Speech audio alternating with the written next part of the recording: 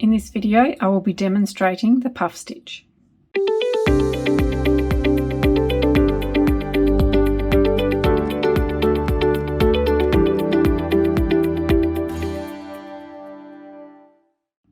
Yarn over, place the hook into the stitch, yarn over and pull up a loop to the height of the working round. We need to do this 4 times.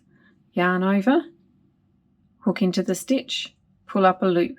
That's 2, yarn over, hook into the stitch, pull up a loop. 3, yarn over, hook into the stitch and pull up a loop. That's 4, yarn over, pull through all stitches on the hook and chain 1 to close. I'll do one more.